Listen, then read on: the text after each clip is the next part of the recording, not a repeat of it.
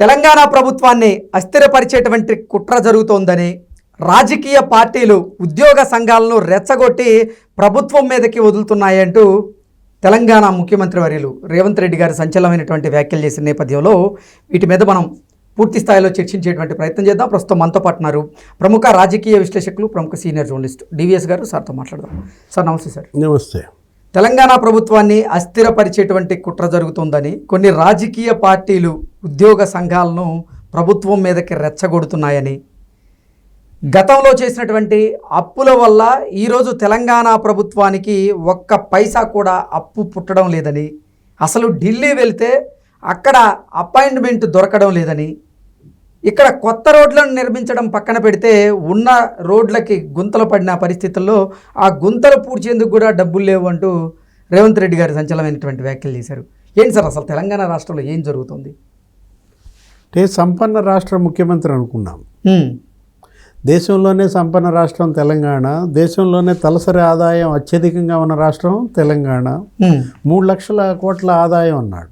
అవును, ఎవరు? కేసీఆర్ కూడా అలాగే భ్రమంలో ఉంచారు. నిన్న రేవంత్ రెడ్డి కూడా అదే అన్నాడు. 3 లక్షల కోట్ల ఆదాయం అని చెప్పాడు. నేను నిజమే అనుకున్నాను, ముఖ్యమంత్రి అయ్యాను. అధికారంలోకి వచ్చినాక చూసుకుంటే 8.5 లక్షల కోట్ల తొర్ర కనపడింది. 8.5 లక్షల కోట్ల అప్పులు కనపడ్డాయి. ఇవాళ ఖర్చు మరి 22,000 కోట్లు నెలకి, ఆదాయం 18,000 కోట్లు. అంటే ప్రతి నెల 5,000 కోట్ల అప్పుల్లో ఈ రాష్ట్రం కూరుకుపోతోందంటూ ఆయన ఆర్థిక ముఖ చిత్రాన్ని చెప్పటమే కాదు, ప్రజలకు కూడా ఒక సందేశం ఇచ్చాడు. తన ప్రభుత్వంపై చేస్తున్న కుట్రలని ఎండగట్టారు. ఏది? ప్రభుత్వాన్ని కూలదోసే కుట్ర. గతంలో నువ్వు కుట్ర అనగానే ఏం గుర్తొస్తుంది? కొత్త ప్రభాకర్ రెడ్డి గుర్తొచ్చాడా? కొత్త ప్రభాకర్ రెడ్డి నీకు తెలుసు ఏంటి? రియల్ ఎస్టేట్ ఇవాళ అందరూ మాట్లాడుకున్నారు. మొత్తం అసలు ఇవాళ ధరలన్నీ పడిపోయాయి, కుదేలైపోతుంది రియల్ ఎస్టేట్ రంగం. వ్యాపారులంతా ఇవాళ తలా ఇంత వేసుకుని రేవంత్ రెడ్డి ప్రభుత్వాన్ని కోలయ్యాలని అనుకుంటున్నారు. ఎవరు చెప్పారు ఆ మాట? కొత్త ప్రభాకర్ రెడ్డి. అది వేరే కుట్ర సార్. అదేంటి? రియల్ ఎస్టేటు కుట్ర. అసలు నీకు అసలు ఈయన ముఖ్యమంత్రి అయిన వెంటనే కుట్ర. రేవంత్ రెడ్డి ప్రమాణ స్వీకారం చేసిన తర్వాత ఒక నెల 15 రోజులకో ఏమో నీకు ఒక ఆయన బాంబు పేల్చాడు. ఈ ప్రభుత్వం ఎంతో కాలం ఉండదు, మొత్తం కాంగ్రెస్ ఎమ్మెల్యేలంతా మాతో టచ్లో ఉన్నారని ఒక బీఆర్ఎస్ ప్రముఖ నాయకుడు ప్రకటించాడు. కాకపోతే ఆ ప్రకటించిన ఆయన మళ్ళీ రేవంత్ రెడ్డి వైపుకి వెళ్ళిపోయాడు. ఎవరు? కడియం శ్రీహరి. అంటే అది వేరే కుట్ర. అంటే కడియం శ్రీహరి ఆ కుట్రను బయటపెట్టాడు, కాంగ్రెస్లో కలిసిపోయాడు, అది వేరే విషయం. కొత్త ప్రభాకర్ రెడ్డి రియల్ ఎస్టేట్ కుట్ర బయటపెట్టాడు. మరి కొత్త ప్రభాకర్ రెడ్డి కూడా కాంగ్రెస్లో కలుస్తాడేమో అనుకున్నా. అది అట్లా మరి ఆగింది కొన్నాళ్ళు. ఇప్పుడు చూడాలి ఇంకా తర్వాత ఏం జరుగుద్దో. ఇప్పుడు ఇవాళ రేవంత్ రెడ్డి ఏం బయటపెట్టాడు? ఉద్యోగ సంఘాల ముసుగులో జరుగుతున్న కుట్ర. అంటే ఉద్యోగ సంఘాలను రెచ్చగొట్టి ప్రభుత్వం మీదకి వదులుతున్నారు. ఇప్పుడు రేపో ఎల్లుండో వీళ్ళు ఆర్టీసీ వాళ్ళంతా స్ట్రైక్ రెడీ అవుతున్నారు. మనకు తెలుసు ఆర్టీసీ అనగానే గుర్తొచ్చేది కేసీఆర్. ఉద్యమంలో కూడా వాళ్ళు పాత్ర. తెలంగాణ ఉద్యమంలో కావచ్చు, సరే మొత్తం అన్ని ఉద్యోగ సంఘాలు ఆ రోజు కేసీఆర్కి బాసటగా ఉన్నాయి. అటు విద్యుత్ ఉద్యోగులు కానీ, ఇటు ఆర్టీసీ ఉద్యోగులు కానీ అందరూ ఆయనతో నడిచారు. కాకపోతే అందరితో ఆయన శత్రుత్వం తెచ్చుకున్నాడు. 10 ఏళ్ళు ఆయన ముఖ్యమంత్రిగా ఏ ఉద్యోగ సంఘానికి, ఉద్యోగులకి న్యాయం చేయకపోగా అసలు 1వ తారీఖు జీతాలు పడ్డ పరిస్థితి లేదు. ఏది? ఇప్పుడు ఇవాళ రేవంత్ రెడ్డి మాట్లాడుతూ ఏమన్నాడు? 3% ప్రభుత్వ ఉద్యోగులు, 97% ప్రజలపైన యుద్ధం ప్రకటిస్తారా? లాజికే. కాకపోతే మరి అది ప్రభుత్వ ఉద్యోగ సంఘాల నాయకులు కానీ, ఉద్యోగులు కానీ ఎలా తీసుకుంటారో చూడాలి. 3% ఉద్యోగులు మరి 97% ప్రజలపై యుద్ధం చేస్తారా అంటే ఉద్యోగులకి నాకు తెలిసి కొంత కట్టగింపు. ముఖ్యమంత్రి గారు ఏంటి మాకు ప్రజలకి మధ్య ఏదో పెడుతున్నట్టున్నారు.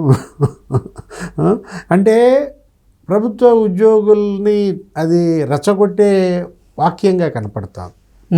అది కాదు ముఖ్యమంత్రిగా ఆయన హుందాగా మాట్లాడాల్సిన అవసరం. ఇక్కడ ఆయన ఇప్పుడు వాళ్ళ కోరికలే ఉంటాయి, ఆర్టీసీ వాళ్ళ కోరికలే ఉంటాయి, లేకపోతే విద్యుత్ సంఘాల కోరికలే ఉంటాయి. ప్రతి ప్రభుత్వ ఉద్యోగ సంఘాల కోరికలను అడ్రస్ చేయాల్సిన బాధ్యత ప్రభుత్వం పైన ఉంది. ప్రభుత్వ పెద్దగా ముఖ్యమంత్రి పైన ఉంది. వాళ్ళని పిలిపించడం, ఆర్టీసీ వాళ్ళని పిలిపించి చర్చలకి వాళ్ళతో కూర్చోవాలి. ఇప్పటికే ఆ పని జరిగిపోవాలి. మీ కోరికలు ఇవి ఉన్నాయి, ఒకళ్ళు ఇస్తారు, వాళ్ళు లిస్ట్ ఇస్తారు, ఒక 32 ఏమి ఇస్తారు. వాటిల్లో ఇప్పుడేంటి ఆర్థిక సంబంధమైనవి ఉంటాయి, ఆర్థికేతరమైనవి ఉంటాయి. మీరు వరుస పెట్టి ఆర్థికేతరమైనవి దగ్గర ఒక 18 ఉంటాయి. అవన్నీ ఆమోదం, ఎందుకంటే డబ్బు రూపాయి ఖర్చు కాదు కాబట్టి. డబ్బు ఖర్చు అయ్యే వాటిల్లో ఏదో కొప్పునూరు పంచాయతీ సగం చేస్తాం సగం చేయం అని ఏదో చెప్పుకొని వాళ్ళని నచ్చజెప్పుకోవాలి. ఎందుకంటే వాళ్ళ తల్లి స్థానంలో రేవంత్ రెడ్డి, బిడ్డల స్థానంలో ఉద్యోగ సంఘాలు, ఉద్యోగులు. అది తల్లి బిడ్డల సంబంధంగానే చూడాలి. అన్నారు ఆ మాట, ఏమని, మీరు నేను కలిస్తేనే ప్రభుత్వం అని అన్నాడు. కానీ 3% 97% పై యుద్ధమా అంటే కాలుద్ది. ప్రజలపై యుద్ధం కాదు వాళ్ళు చేస్తోంది, మీ పైన పాలకుల పైన యుద్ధమే తప్ప అది ప్రజలపై యుద్ధం ఎలా అవుతుంది? ఇప్పుడు ఈరోజు ఒక ఆర్టీసీయే కాదు, తను ఏమన్నారు రేవంత్ రెడ్డి, దగ్గర 8-9 కోట్లు పెండింగ్ పెట్టారు. కేసీఆర్ ఉద్యోగులకు ఇవ్వాల్సినటువంటి బకాయిలు, ఎందుకంటే ఉద్యోగులు తెచ్చుకున్న ప్రభుత్వం బీఆర్ఎస్, అదే టీఆర్ఎస్. ఆ రోజు ఉమ్మడి రాష్ట్ర పాలకులకు వ్యతిరేకంగా వీళ్ళందరూ చేశారు పోరాటాలు. అవును, కోదండరామ్ గారు ఆయనే కదా నడిపింది వీళ్ళందరినీ కూడా, ప్రొఫెసర్ కోదండరామ్. ఇవాళ కోదండరామ్ మరి కాంగ్రెస్ పార్టీలో ఇవాళ క్రియాశీలక పత్ర, ఆయనకి ఎమ్మెల్సీ కూడా ఇచ్చినట్టు. ఆయన మరి కూర్చోబెట్టాలి. ప్రభుత్వానికి ఉద్యోగులకి మధ్య ఇవాళ రాయబారి పాత్ర పోషించాల్సింది అలాంటి వాళ్ళే కదా. ఎవరు? కోదండరామ్ లాంటి వాళ్ళు. ఎక్కడున్నారు కోదండరామ్? కనపడతల్లా. ఎందుకని? ఏమన్నా రేవంత్ రెడ్డి మీద అలిగారా అంటే ఇవాళ ఈ విషయంలో ఇంతగా బర్నింగ్ జరుగుతున్నా కాలుతోంది ఇది. వాళ్ళు రోడ్ల మీదకి వచ్చేస్తున్నారు ఇవాళ రేపు అందరూ. ఏది మొత్తం రోడ్ల మీద ఇవాళ పెద్ద ర్యాలీ జరుపుతామంటున్నారు హైదరాబాద్ ఆర్టీసీ సంఘాలన్నీ కూడా. ఇప్పుడు ఒక ఆర్టీసీతో ఆగదు అది.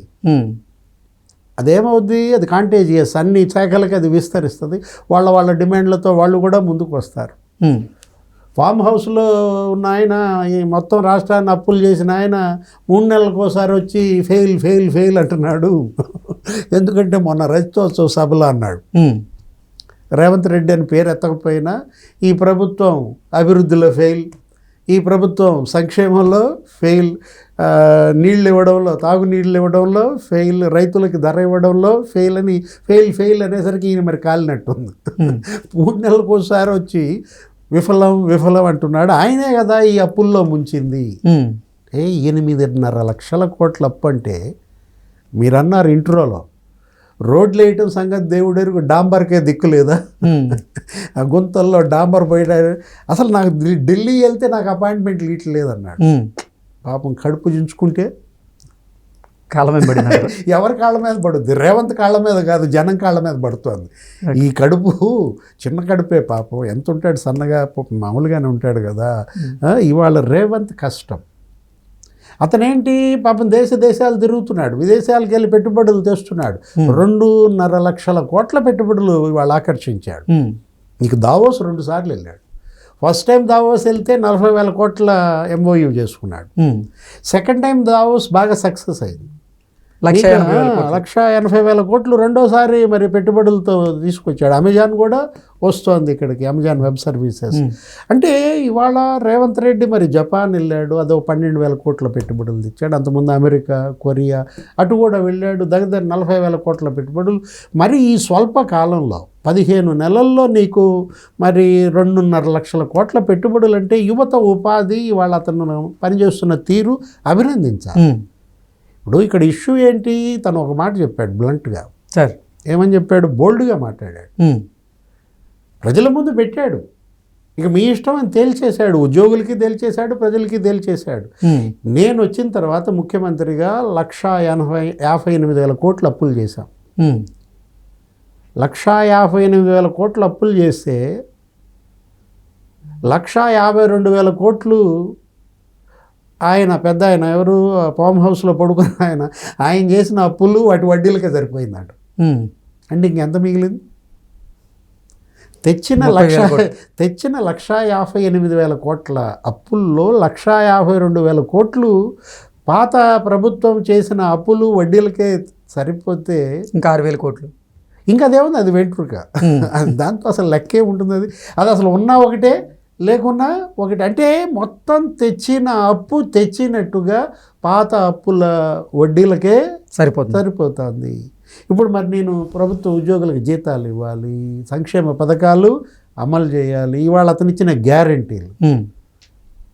ఇప్పుడు అది అలవిగాని హామీలు అంటారా? మొత్తానికి ప్రజల కోసమే కదా అతను హామీలు ఇచ్చింది, మీరు గెలిపించారు కదా. ఇవాళ ప్రజలు, ప్రభుత్వ ఉద్యోగులు ఇవాళ ముగ్గురు కలిసి పనిచేయాలి సార్. అట్లాంటిది ఉద్యోగులు మరి ప్రభుత్వం మీద ధ్వజం ఎత్తితే, రేవంత్ ఇచ్చిన అల్టిమేటం ప్రజలు మీపై ధ్వజమెత్తుతారు, 97% మీపై యుద్ధం ప్రకటిస్తారన్న వార్నింగ్ ఉందా? మరి ఈ 3% ఏం చేస్తుంది? ఓకే, తిరగబడతారా? రోడ్ల మీదకి వస్తారా? ధర్నాలు చేస్తారు? చూడాలి. Okay sir, thank you so much.